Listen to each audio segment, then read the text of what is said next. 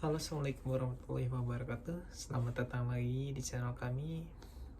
Di video kali ini kami ingin berbagi sebuah informasi tentang perubahan nama di sebuah dokumen kendaraan bermotor, lebih tepatnya di mobil.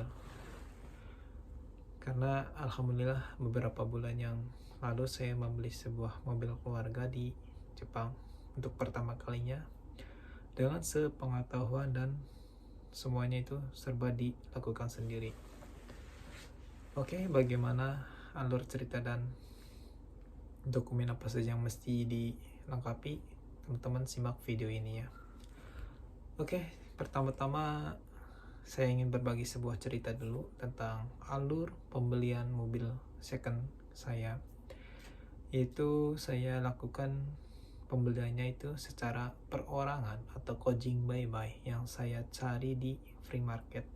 Aplikasi free market, mungkin teman-teman yang di Jepang tahu banyak sekali aplikasi-aplikasi free market di Jepang ini, karena dari beberapa aplikasi tersebut bisa jadi bahan pertimbangan harga-harga mobil teman yang sedang dicari.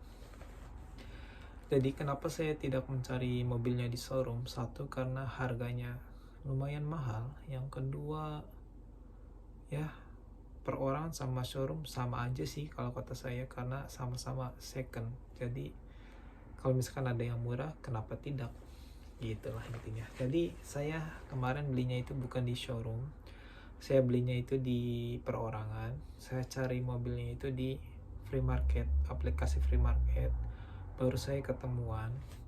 Kemarin saya mau beli mobilnya itu sebuah Honda Stream, itu rakitan tahun 2008. Pemakaiannya itu kurang lebih 13 tahun lebih dengan kondisi yang sedemikian rupa. Tetapi bagi saya mesin masih halus, interior masih oke, body masih oke. Nanti saya cantumin juga fotonya, atau misalkan nanti kalau ada waktu lagi, nanti saya akan buatkan lagi video tentang mobil saya ini. Nanti teman-teman tunggu aja di video selanjutnya. Oke, jadi saya mobil ini carinya di free market. Setelah apa yang kita cari itu dapat, baru kita kontak si penjualnya. Setelah kita kontak penjualnya, baru kita bikin sebuah pertemuan untuk melihat dokumen dan barangnya tersebut. Jadi setelah teman-teman oke tentang hari pertemuan, jam dan lain-lainnya, baru teman-teman pergi untuk pengecekan kendaraannya. Satu tips dari saya, teman-teman, pertama yang harus dicek itu bukan mobilnya, melainkan dokumennya. Oh ya, saya beli mobil ini tuh harganya jauh lebih murah ketimbang pasaran, karena ya mobilnya itu dijualnya di free market, bukan di showroom. Jadi pertama yang mesti dicek terlebih dahulu itu dokumennya. Kenapa? Karena kalau dokumennya dari awal udah salah, udah beda, teman-teman bisa langsung cut atau bisa langsung pulang, karena nggak ada referensi untuk melanjutkan pengecekan ke berikutnya. Jadi yang paling fatal itu dokumen dan mesin. Oke. Di dokumen tersebut itu namanya Shaking Shomisho, atau di Indonesianya itu kurang lebih BPKB atau STNK. Itu semua data-data kendaraan itu adanya di situ. Yang pertama teman-teman harus cek itu nama kendaraan pemiliknya. Misalkan pemiliknya itu atas nama Denny, atas nama saya misalkan, itu teman-teman harus cek juga SIM-nya atau yang membawa mobil tersebut itu sama apa tidak. Bisa jadi orang tersebut itu perantara, adiknya atau segala macam lah, teman-teman harus tanyakan tersebut ya. Kalau misalkan itu perantara, dia itu siapa dan apa hubungannya dengan pemilik mobil. Bisa jadi itu mobil curian atau segala macam, saya nggak tahu ya. Jadi pertama-tama teman-teman harus cek nama pemilik kendaraan sama SIM yang menyetir mobil tersebut. setelah itunya matching atau sama, teman-teman bisa lanjut cek berikutnya itu merek mobil, nama mobil, nomor rangka, terus ya dan lain-lain sebagainya yang tertera semuanya di Shaken Shomeisho itu. Setelah semuanya itu sama dengan barangnya, baru teman-teman cek kondisi mesinnya. Kondisi mesin itu bisa dibilang yang paling fatal juga di sebuah kendaraan, karena ya kalau mesinnya udah jelek ngapain kita beli gitu lah. Jadi saya kemarin dengan sedemikian sepengetahuan sesok tahuannya saya itu, saya cek mesin tersebut itu, yang penting tidak ada rembes oli, terus olinya tidak berkerak, tidak keruh, terus air radiator oke. Ya pokoknya teman-teman cari sendiri deh itunya, video tentang pengecekan mobil bekas itu banyak sekali oleh otomotif Indonesia sama Jepang juga. Nanti teman-teman cek tersebutnya. Oke, setelah semuanya oke di mesin, baru saya lari ke interior.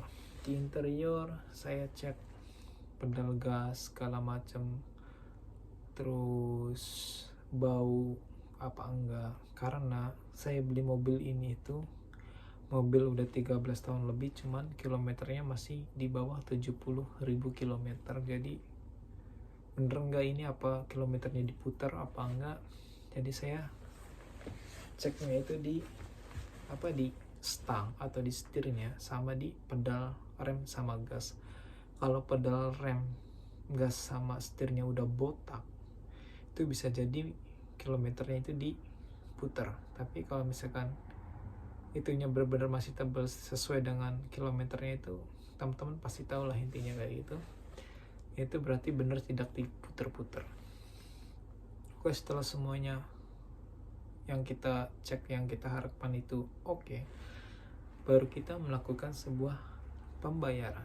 Nah, di pembayaran ini sangat-sangat penting, karena di hari itu kalau misalnya kita belum punya parkiran, kita belum bisa bawa mobil ini pulang. Contohnya waktu saya itu belum punya kayak aku parkiran, jadi saya harus bayar DP terlebih dahulu biar mobil ini ter-DP, enggak dijual ke yang lain. Saya DP itu kurang lebih setengah harganya mobil tersebut. Jadi saya terima kwitansi, foto SIM yang punya mobil tersebut, sama nomor telepon. Oh ya, setelah minta nomor telepon, lebih baik teman-teman langsung telepon di situ. Kalau misalkan di rumah takutnya gak nyambung dan lain-lainnya. Jadi saya setelah pembayaran, saya minta foto SIM-nya, terus minta nomor teleponnya, saya telepon di situ, nyambung oke, baru saya pulang. Setelah pulang saya ngurus surat perizinan parkir di apartemen saya. Itu kurang lebih keakunya itu tergantung apartemennya itu beda-beda. Cuman pengurusan di kepolisiannya itu kurang lebih 2.500, atau di Keisatsushonya itu kurang lebih 2.500. Setelah itu pengurusan diajukan, itu jadinya itu beberapa hari kemudian. Nah, baru itu surat parkir dari kepolisian itu jadi, kita kontak lagi si penjual tersebut untuk melunasi sisa uang yang belum dibayarkan. Nah, setelah parkiran udah ada, kita kembali lagi ke tempat penjual untuk melunasi sisa uang tentunya. Tapi sebelum pelunasan, teman-teman harus cek juga kelengkapan dokumennya. Itu yang pertama, yang tadi Shaken Shomeisho, yang kedua Injo, yang ketiga Kyoto Shomeisho, yang keempat Inkan Shomeisho, terus yang kelima itu Jumingyo, sama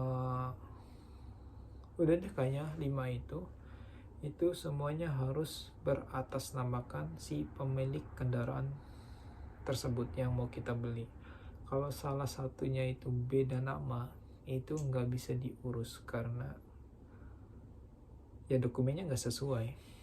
Oke, setelah 5 dokumen itu udah komplit, kita baru lunasin mobil tersebut.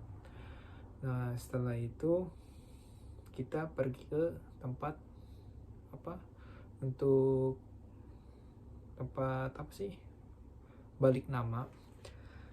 Itu selain 5 dokumen itu yang kita sebagai pembeli yang mesti disiapkan itu, kita juga harus nyiapin ingkang somisho, terus shako shomisho yang dikeluarkan oleh kepolisian itu, sama perangko itu bisa beli di sana.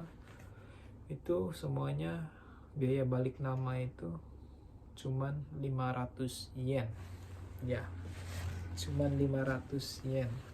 Teman-teman udah bisa ganti nama pemilik kendaraan.